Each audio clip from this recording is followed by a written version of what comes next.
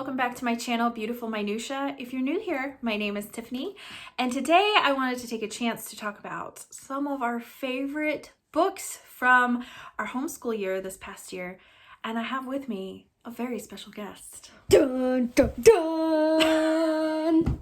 This is my daughter, Claire, for those of you who don't know. She is, well, she's done pretty much with 4th grade. So we are talking about our favorite books of 4th grade, and it was really hard to pare this down, but we each chose our top 3 to share with you. Okay, quick angle change so that way you can see more of Claire. So I'm going to start with a nonfiction book actually, and this book we used kind of both for history and geography, and that is Marco Polo, His Travels and Adventures by George Makepeace Towell. And we both really enjoyed this book, didn't we, Claire?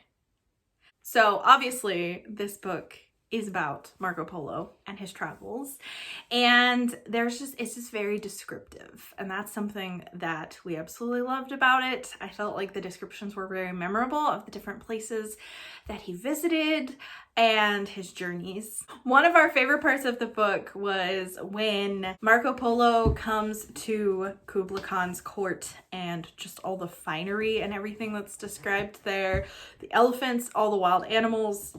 It's just crazy. A leopard on the back of a horse? What? For hunting? Yeah, it's crazy. And it was just very memorable and it's really stuck with us. Another book that we read while we were studying Korea, and we used this for our language arts curriculum as well. We read A Single Shard by Linda Sue Park. This was actually my second reading of this. I read it a couple of years ago, and this time I got to share it with Claire. And it is a wonderful story about a young orphan boy who wants to become apprentice to a local pottery maker. Potter, there we go. That's the word I was going for. And it takes place in Korea in like the 11th or 12th century, which is a very unique setting for a middle grade book or even just a regular book, but it's a great historical fiction. We learned a lot about pottery, small town life. Celadon pottery was something that's just very unique to Korea and that it was famous for. So this was a wonderful book. It actually choked both of us up at the end. So we loved this a lot. And then the last book that I'm going to share is a surprise to me how much I loved it. I went into it with same for you too.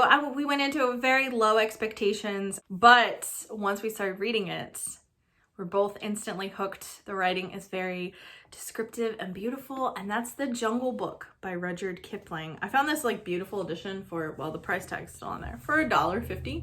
Like an antique mall, and it's got very beautiful illustrations inside of it as well. But oh my goodness, this is just such a great book. It's very lovely. It's very funny in a lot of places, and we really loved all the animals in it as well. The first three chapters follow the story of Mowgli. It is very different than the Disney movie, but there are some similarities.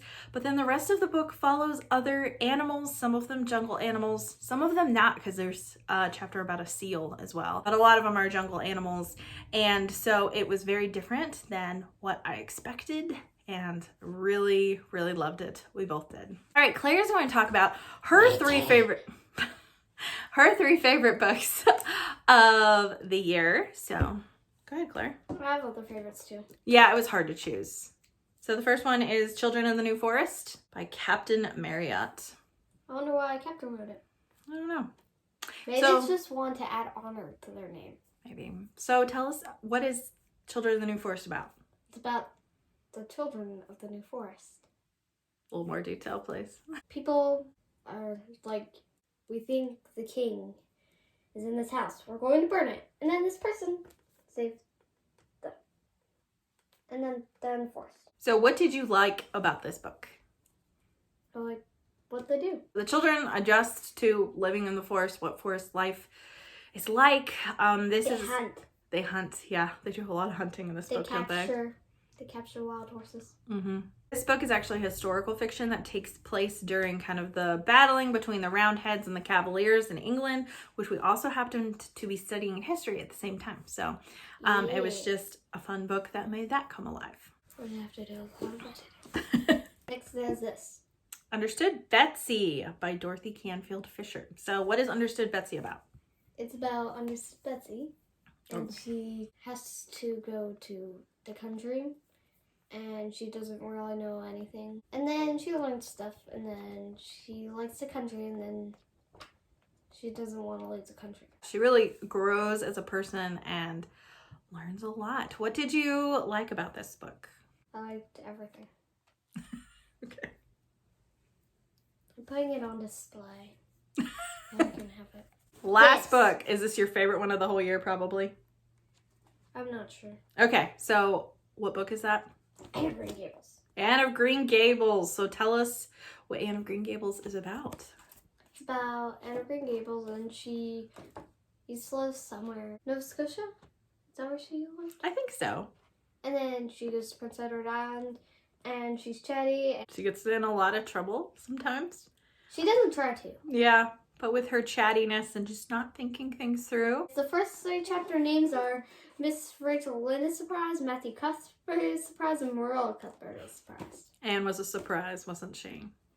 We also read Anne of Avonlea during this school year as well. Yep, she had it here, and I told her she could count it as one book, but she didn't. She just chose Anne of Green Gables. But is Anne of Green Gables, do you like that more than Anne of Avonlea, or are they about equal? I like this one better, I think. Oh, you like Anne of Avonlea better. What did you like better about it? She becomes a teacher, and there are compositions in it. They're the most hilarious thing. Yeah. And Marilla takes in some twins, Dora and Davy, and oh my word, the hilarity that ensues. This one is so funny. It's like they're supposed to send her composition, and it's like, and this is one, birds. Dear teacher, I'll write you a composition about birds. Birds is very useful animals. My cat catches birds. Never will, but Paul calls him Tom. He is all striped. All spelled O-L-L.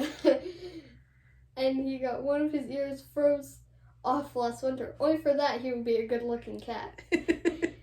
My uncle, spelled U-N-K-L-E, has adopted a cat. It came to his house one day and wouldn't go away. And Uncle says that it has forgot more than most people ever known. I don't get it, but it's funny. He lets it sleep on his rocking chair, spelled C-H-A-R-E, and my aunt says he thinks more of it than he does of his children. That is not right. We ought to be kind to cats and give them new milk, but we ought not to be bad to them than to our children. That is all I can think of. So no more at present from Edward Blake Clay. That's so funny. So it's very heartwarming, but also so amusing and so much fun. At some point we may continue with the series. We tried to read Anne of the Island, but because there was no children in it, it was a little less amusing, so we stopped for the time being. So a lot of the books that we shared were part of our curriculum for Ambleside Online, or we also use Brave Writer for our language arts curriculum. I did have a video where I talked about some of the best homeschooling curriculums for bookworms, and I'll link that video so you can check it out if you want to hear more about that. We had a wonderful school year, didn't we? Lots of really good reads. It was hard to narrow them down. Thank you so stop shaking your head.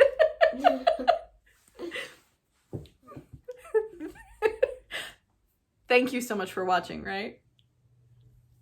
And if they like this video, what should they do? They should hit like. How do you make a hand sign for subscribe? I don't know. It just says subscribe. Let's pretend I wrote subscribe on here. Hit like, and then also hit subscribe. And then, if you don't like it, then never come near us again. I don't know how to end after that. So yeah, thank you for watching. And yeah, if you subscribe, you will continue to see more bookish content from me and occasionally Claire. And I'll see you again next time.